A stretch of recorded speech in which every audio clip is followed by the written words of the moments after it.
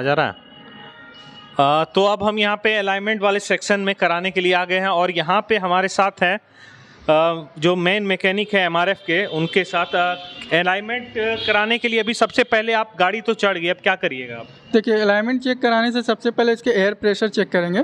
ठीक है, air pressure आपका इक्वल चारों व्हील में होगा। उसके बाद फिर हम अलाइनमेंट का प्रोसेस करेंगे और उसके बाद अगर मान लीजिए आपकी गाड़ी बबलिंग कर रही है तो फिर हमको बैलेंसिंग का भी प्रोसेस आपको। अच्छा, इससे माइलेज पे भी फ़र्क पड़ता होगा? जी, बिल्कुल माइलेज में फ़र्क पड़ता है। जैसे मान लीजिए अभी आपका अलाइनमेंट आउट होगा तो गाड़ी आपको चलाने में कंफर्टेबल नहीं होगा, फील नहीं आएगा। और वही अलाइनमेंट करने के बाद आप जब ड्राइविंग कीजिएगा तो आपको स्मूथली ड्राइविंग का। तो चलिए यहाँ पे अलाइनमेंट शुरू करते हैं। आप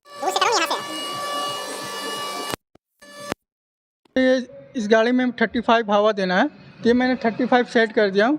अब हवा चेक करेंगे। अच्छा, और ये देखिए ऑटोमेटिक अभी 32 आ रहा है। ऑटोमेटिक 35 होने के बाद ये बीप बचने लगेगा, मतलब कि ये कंप्लीट हो गया।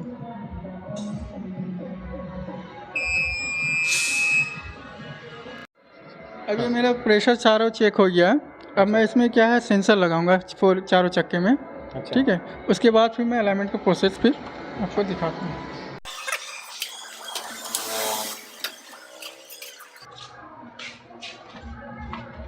ये सेंसर है? जी। अच्छा, इससे क्या चेक होगा कि गाड़ी किधर भाग रहा है? जी, इसमें आपका अलाइनमेंट चेक होगा। जैसे कि मान लीजिए अलाइनमेंट का 3 एंगल होता है, कैम्बर, कैस्टर, टो। उस ये चारों टारगेट लगाने के बाद वहाँ कैमरा लगे हुए हैं, वो ब्लिंक करेंगे, आपको बताएंगे कौन साइड ज़्यादा आउट है नहीं है।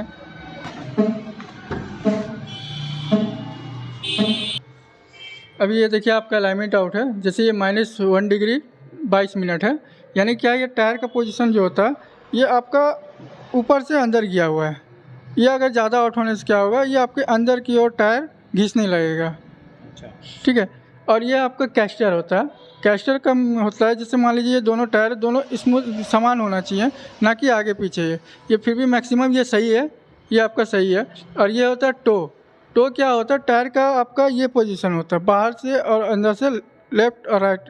ठीक है, इसमें अगर आउट होने से क्या होगा, अगर मान लीजिए नेगेटिव है, ये -1.8 है, तो इसमें आपका अंदर से ये भी टायर दाबेगा सर। अच्छा। अभी ये आपका अलाइनमेंट इतना आउट है। तो आप जैसा समझे कि अभी तक हमको गाड़ी चलाने में तो स्मूथ लग रहा था, पता भी नहीं चल रहा था, लेकिन मेरा गाड़ी का भी अलाइनमेंट बिगड़ा हुआ है और मुझे पता भी नहीं है। इसके कारण मेरा ज़्यादा टायर घिस रहा होगा, इसका मतलब? जी जी जी, आपको हम टायर दिखा देते हैं। अच्छा, आइए देखिए, ये टायर का पोजीशन देखिए आपके इक्वल सही है। ठीक है, और आप इधर आ जाइए, इधर देखिए, इस ग्रिप देख रहे हैं, ये आपका थोड़ा दाब रहा है। ये ग्रिप दिखाओ, देखिए हाँ। ये साइड है ना, ये साइड देखिए दाब रहा है, और इधर का साइड देखिए ये आपका ठीक है। हाँ हाँ, मतलब मैं यहाँ पे देख पा रहा हूँ कि मेरे गाड़ी का इस साइड पे थोड़ा ज़्यादा टायर घिसा है, लेकिन इस साइड का प्रॉपर जो जहाँ तक है वो इधर बिल्कुल भागा नहीं है।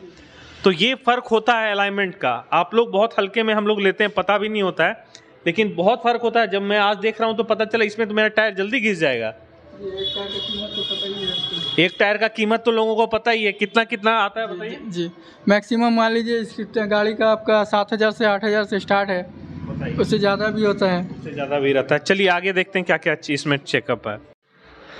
एक्चुअल में ये जो काम करता है ना, वो वहाँ पे देखिए कैमरा सेंसर का जो लगा हुआ है और ये इस टायर पे लगा हुआ है, और इसका सारा इन्फॉर्मेशन यहाँ से जो कवर हो रहा है वो सारा स्क्रीन पे आ रहा है। यहीं से सारा सिस्टम को देखा जाता है, चेक किया जाता है और अलाइनमेंट सही किया जाता है।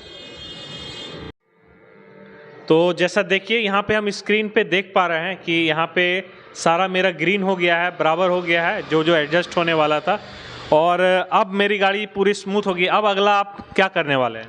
अब सर आपका अलाइनमेंट मैंने क्लियर कर दिया हूँ, अब मैं आपके बैलेंसिंग करके दिखाऊंगा। बैलेंसिंग में क्या करिएगा? बैलेंसिंग में क्या है, जैसे मान लीजिए आपका बैलेंसिंग आउट होने से, जैसे कि कोई भी टायर अगर ढलाई होता है तो उसमें क्या होता है कि रबड़ का मात्रा कहीं ज़्यादा हो जाने के कारण क्या है, वो रोड में जब चलती है गाड़ी तो बबलिंग करने लगती है। अच्छा। ठीक है, आपको बबलिंग पता चलेगा 70 के ऊपर, अगर जैसे गाड़ी आप भगाएंगे पूरा स्टीयरिंग वाइब्रेट करने लगेगा। तो उसके लिए आपको क्या बैलेंसिंग करवाना पड़ेगा। अच्छा, चलिए तो अब हम बैलेंसिंग करवाते हैं। ये मैंने बैलेंसिंग के लिए चढ़ाया, फिर मैंने टायर का ये डायमेंशन जो होता है वो इस मशीन को मैंने ये किया। ठीक है, उसके बाद मैं इसे रोटेट करूँगा। इससे क्या पता चलेगा कि बैलेंस गाड़ी में है कि बैलेंस आउट है कि नहीं है। ठीक है, ये देखिए, ये ओके है, ये बैलेंस आपका ओके है नहीं? जी। अगर ओके नहीं रहेगा तो आपका ये वेट मांगेगा। अभी मैं आपको एग्जांपल में दिखा देता हूँ।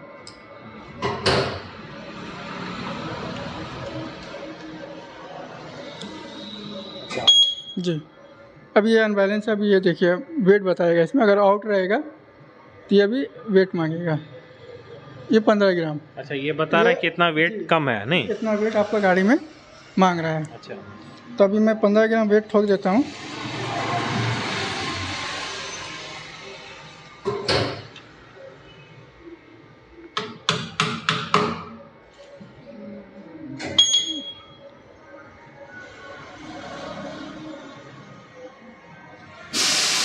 वेट ठोकने के बाद ये आपका ओके हो गया। देखिए ओके हो गया। जिसके बाद आपका मैं आपको tyre changer, automatic tyre changer दिखाऊंगा खोलते हुए मशीन द्वारा। अच्छा, आपका कैसे खुलेगा और कैसे फिटिंग होगा जिससे टायर आपका नुकसान नहीं होता। ऐसे क्या है, लोकल में आप जाइएगा छेनी हथौड़ी मारते हैं तो उसमें क्या टायर वगैरह का भी नुकसान होता है। तो इससे क्या मशीन से खोलने से टायर वगैरह कोई नुकसान नहीं होता है। मैं भी आपको दिखा देता हूँ।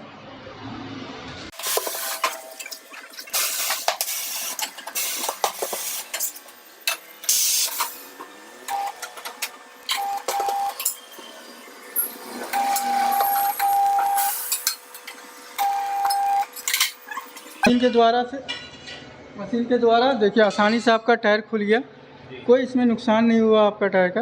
ये फ़ायदा है आपका, टायर का कोई नुकसान नहीं होता है इसमें। ऐसे बाहर में आपका छेनी हथौड़ी से मार मार के अगर वो फिट करते हैं तो उसमें क्या होता है, ये टायर का बीट कट जाता है। और अभी ट्यूबलेस टायर में क्या है कि आपका ट्यूब होता नहीं है, ये टायर और रिम के बीच में एयर रहता है। अगर मान लीजिए ये बीट वगैरह कट गया तो ये फिर ट्यूबलेस बेकार हो जाएगा, आपको कोई ट्यूबलेस काम में नहीं आएगा। चलिए, ये बहुत अच्छी अच्छी चीज़ें जो गाड़ी हम लोग छोटे छोटे के लिए नुकसान कर लेते हैं, लेकिन ये बहुत सही बात बताएं कि इससे अगर कट गया तो फिर तो पूरा ही बेकार हो जाए। ट्यूबलेस में तो ज़्यादा ही प्रॉब्लम है ना जी। तो इसके बाद अब हम क्या करेंगे और फिर गाड़ी में? इसके बाद मैं इसको टायर को फिट करके दिखाऊंगा मशीन द्वारा। अच्छा। उसके बाद आपका फिर एक नाइट्रोजन है।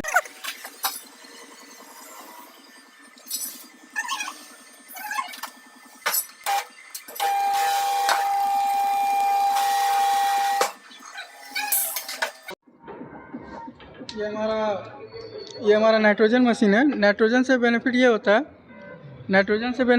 है, जैसे मान लीजिए आपका नॉर्मल एयर जो होता है रोड पे ज़्यादा चलने के बाद क्या प्रेशर अपने आप बढ़ता है, उससे कारण क्या होता है टायर वगैरह ब्लास्ट होने के चांसेस ज़्यादा होते हैं। और इसमें आप नाइट्रोजन डलवाइएगा तो इसमें क्या आपको प्रेशर बढ़ने नहीं देगा, पहला चीज़। और दूसरा चीज़, रिम में जो मॉइस्चराइज वगैरह जो होते हैं वो नहीं होने देते हैं और आपका थोड़ा एवरेज में भी फ़र्क आता है। नाइट्रोजन का ये फ़ायदा है सब।